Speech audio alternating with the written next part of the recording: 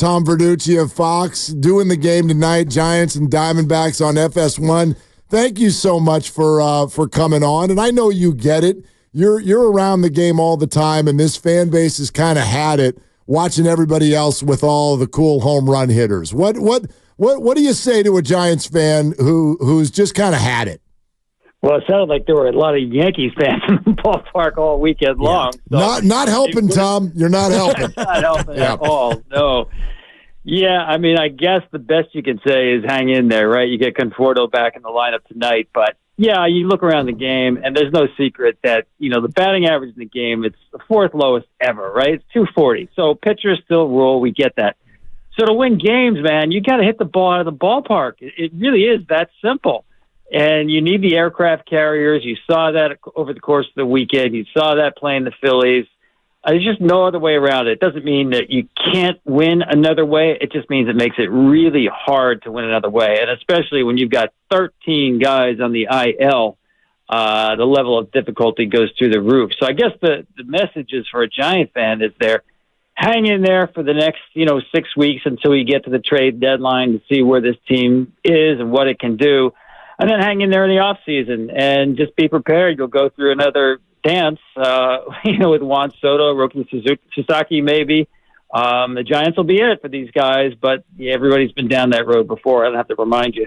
Yeah, I'm ready to do that dance. My partner's not quite ready for the Juan Soto dance, but I think that you're right about, hanging in there. And you mentioned the trade deadline. Is Pete Alonso a guy who might be in play for a possible trade? And would the Giants be a team that you think might go after that?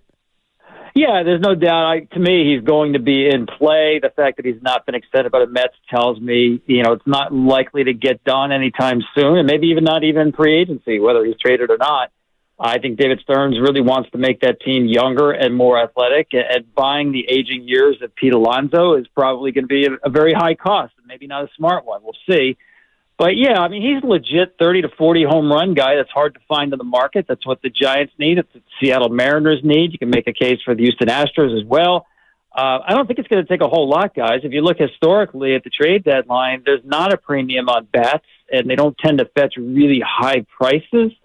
So I think, that's a name to look at because you have to find a way to score runs in a hurry in the game today, and he's one of those guys who can do it. Now, you have to live with the downside there. He's not going to get on base at a high rate. He's not a good defender. He's not a good runner.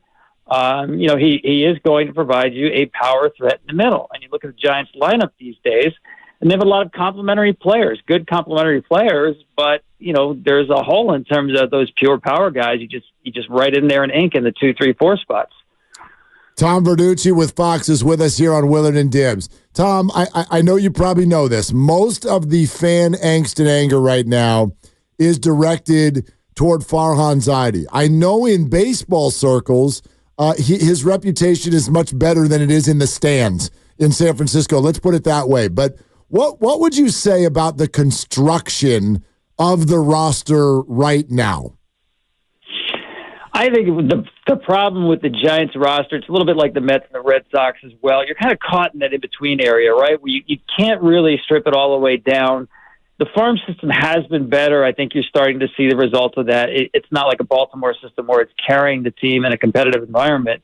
And you try to complement that with some big-ticket items on free agency. Now, we all know they've missed on a few. They've gotten a few. I thought Farhan had a really good, it's almost like after Christmas sales, or after holiday sales, right? You get some bargains, what's left out there. I thought he did pretty well to make this team competitive. And listen, you guys know, if you're playing 500 ball through 4 months of the season, you are in this darn thing. I mean, look at the National League. It's top-heavy. I think 86, 87 wins could get you in the back door of the postseason. You saw a team like Texas do that last year and go all the way. So it's not a lost cause, but I think what he's trying to do here is kind of, thread the needle here by, including some younger players here. And I think right now that's why you're seeing the team so inconsistent. And trying to get that, the big ticket item to come in here and finish off a roster. He hasn't been able to do that. Is that partly because of the ballpark, Tom? Do you think that they eventually have to take a look at the dimensions and think about making hard changes to make it more attractive to a free agent slugger? It's something to look at. I mean, it does matter to some players. Listen, we all know when it comes down to in the final analysis, it's the contract, right? It's the money, how the money is structured. That is always going to be, what tells the tale at the end of the day. I get that. But yes, to make it more attractive, do you need something of more of a hitter's park? Probably. I think Seattle's in that same position. For years, I think Citi Field was in the same position. Hitters tend to look at ballparks. They obviously now you've played in all of them as you go around in both leagues, and you have a sense and a feel for how a ballpark plays. I'd be careful about overstating how important that is. I still think it comes down to the structure and money of the contract. Tom, you mentioned in one of your previous answers the young talent in the farm system. We're getting a look at some of these guys because of the injuries. What do you think? Yeah, again, inconsistency, I guess, is the best way to put it. I mean, I like Wisely as a good complementary player. I love the way he plays the game. I mean, Bailey, to me, has already been established as, I wouldn't even call him a prospect. Obviously, to me, he's established as a foundational piece here. He should be behind the plate for years and years. With Matos and Ramos, you're seeing some inconsistency. Luciano really struggled defensively at shortstop. I wouldn't give up on him yet. He's still so young. So it's interesting to me, guys, that you look around the game, and I've never seen the gap between the minor leagues and the major leagues as big as it is now. I mean, you guys look at the PCL stats. I mean, that is a hitter's league. And I know they're using the robotic ABS ball and strike system. That's part of it. Part of it is the ballparks they play in. But to me, that jump now, you're seeing guys who just rake in the minor leagues really struggle at the big league level, whether it's, Jackson Holiday, Jackson Churio, Wyatt Langford. These guys are all top prospects who have had a hard time hitting the ground running. And, that was not the case 4, 5, 6 years ago. You saw a prospect coming, he could hit in the minors. You project the numbers to the majors almost right away, plug and play. And I do think the gap is bigger. Mostly to me, it's about breaking pitches. I think as we notice, fastball use going down to the big leagues, it's all about spin and shaping spin and combating how you can move the baseball according to how someone swings. It's very scientific now. And quite frankly, it's not being done at nearly the same level in the minor leagues. So these guys, when they get to the majors, they're seeing sequencing and spin and movement like they've never seen before. Tom Verducci with Fox. He's doing the game between the Giants and D-backs on FS1 tonight. Is with us here on Willard and Dibs. You mentioned you wouldn't give up on Luciano yet, but what would you do with him? Where would you put him? That's a great question. I think he's a good enough athlete. I'd put him in the outfield maybe, see how that works. I'm not sure he is an everyday shortstop. I mean, again, be careful to give up on a guy when he's that young. But, if it is something that causes his offensive game to regress or at least stall out, then you got to think about moving him. The Tigers did that with one of their infielders, moving the outfield. He's done well. Freeman with the Guardians went from the infield to the outfield. Sometimes it can free a guy up. But, yeah, again, I think the talent is there. I'm not sure if, major league shortstop, everyday basis. I think the jury's still out there. And, again, I wouldn't rule it out. Guys do become better defensively. I think the ceiling is probably limited. I don't know about being a platinum gold glover, but I think it is something with a lot of work. And Ron Washington, as you guys know, has turned a lot of those guys into really good defenders. It can be done.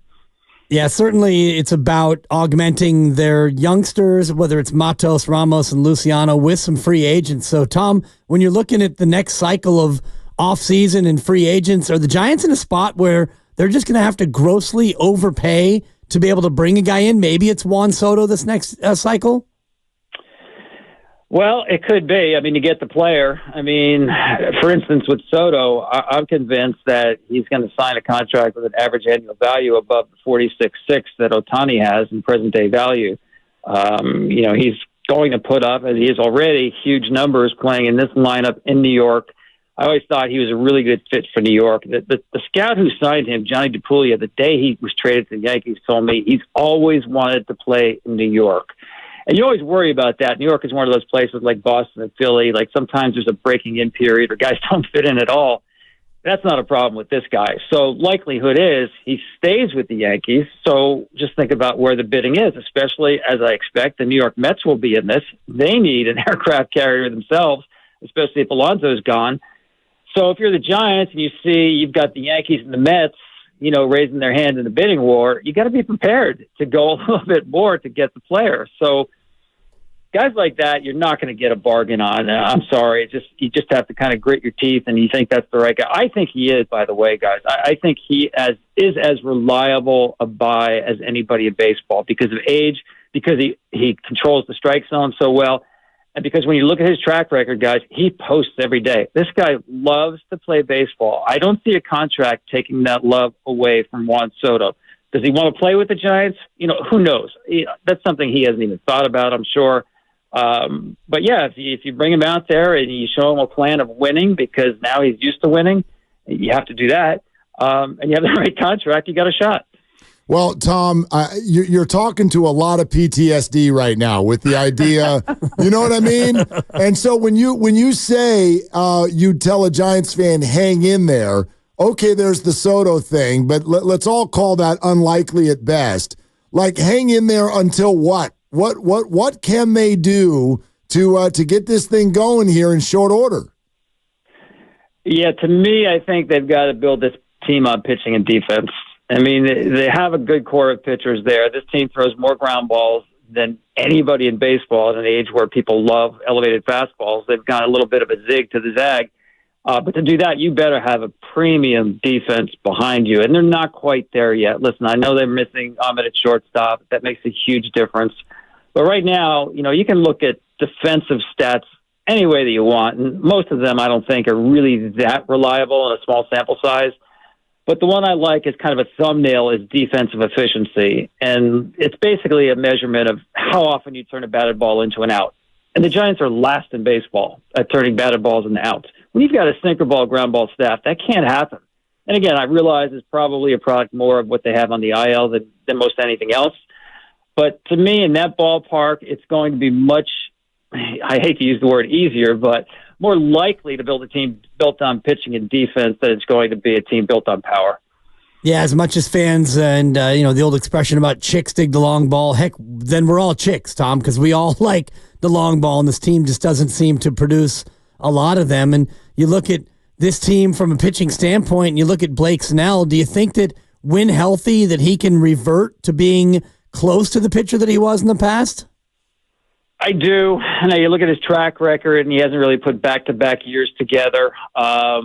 You have to, I guess, chalk this up as just getting a late start. I know Scott Boras was telling me all along that Montgomery and Snell and all these guys who are still out there were going through, essentially a virtual spring training on their own. But we're learning that's just not the same as being in camp in a competitive environment, in a team environment.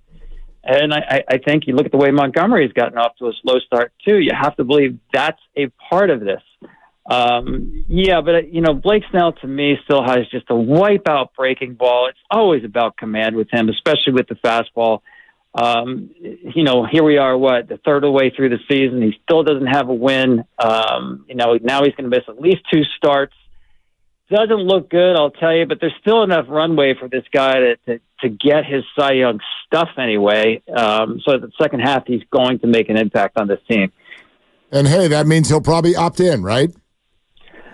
Yeah, I have no idea what he thinks of the organization, the environment, those personal kind of things, just the kind of vibe you get from being someplace for your first year. But yeah, after the experience he went through last year in free agency, I would think so. Hey, Tom, I got this as well, and if this comes off sounding jealous, it's because it is. So you mentioned the name Roki Sasaki earlier in this conversation. There are stories all over the internet that, and this is another player coming from overseas and is supposed to be just a young phenom pitcher. And I see stories everywhere that the Dodgers are the heavy favorite. And it's like, okay, where are we going with this? And so, yes, it may sound jealous, but what is your national view of the Dodgers and Yankees essentially, getting everybody? Well, as someone who works for Fox, it's good news because they do drive ratings. We know that. As a pure baseball fan, listen, I don't like when the game's top heavy. I love it when, markets, everybody has a chance or a hope of winning. But I think it's actually good when you have these super teams, whether they win or not. And I think the great equalizer, and you see this every year, guys, is the baseball postseason. And, if we go to 32 teams in a few years, not a few, probably more than that, but you may see the playoffs expand again. That is the great equalizer that, the Diamondbacks can knock out the Dodgers last year, or the Phillies 2 years in a row knock out the Braves when those guys have run up 100-plus wins. So they can't win every year. They can certainly, it seems like, win the division every year, or almost. But to me, the postseason is just so unpredictable, and it does come down to small sample sizes and shorter rosters. You don't need a 13-man pitching staff. So I think you have to keep that in mind, that as much as these teams can pile on and have their payrolls in the stratosphere, to me, I love seeing the baseball postseason because it really is unpredictable. I mean, right now, the Yankees look completely unbeatable, right? But who knows? October is so far from now, and who knows what team they're lurking to just find a way to beat them the way Arizona did with L.A. Tom, great stuff. Wonderful to have you. Have a great call tonight, okay? My pleasure, guys. Thanks for having me. Tom Verducci on